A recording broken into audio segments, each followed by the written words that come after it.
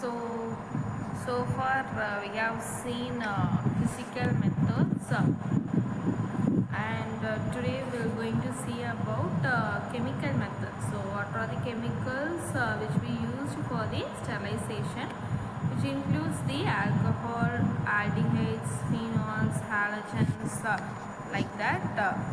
We'll see about chemical method of sterilization.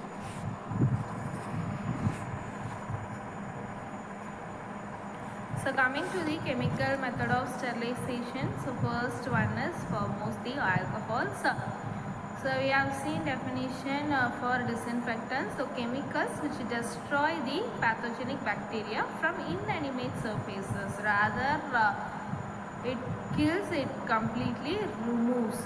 So some chemicals have very narrow broad spectrum of activity and some have very wide. So alcohols, their mode of action which includes mainly the dehydrate cells and disrupt the cell membranes, and it causes the coagulation of proteins. So for example, ethyl alcohol, that is ethanol, and isopropyl alcohol, that is isopropanol, and the methyl alcohol.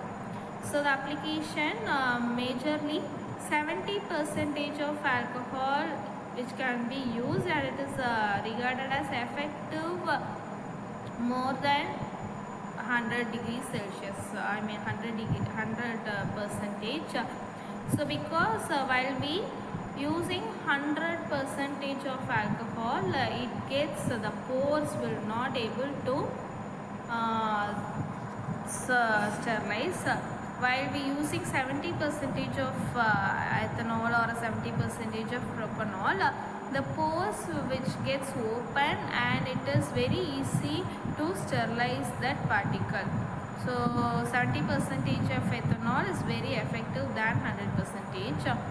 So it can be used to disinfect surfaces and can be used to disinfect mainly the clinical thermometers.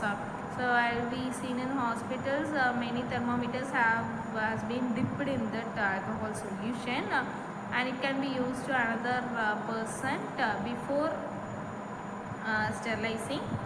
So after it is taken into one patient, the thermometer is dipped into the alcohol solution like ethanol or propanol, and it is completely remove all the microorganisms.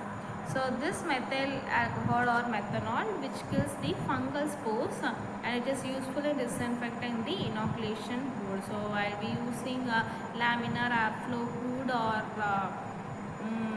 biosafety cabinets. We used to wipe the whole hood in the ethanol formation or propanol or methanol.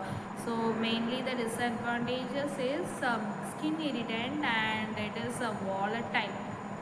So while we kept in the open air, it gets volatile and it gets evaporate easily and it is flammable.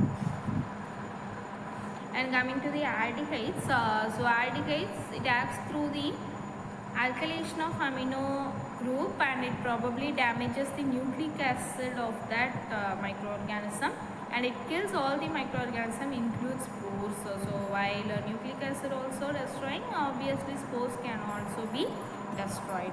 So normally 40% of formaldehyde which will be used, and aldehyde example formaldehyde and glutaraldehyde. So 40% of formaldehyde is used for the surface disinfection, and this formaldehyde is mainly used for the fumigation of rooms or chambers or operating theatres and the biological safety cabinets and walls.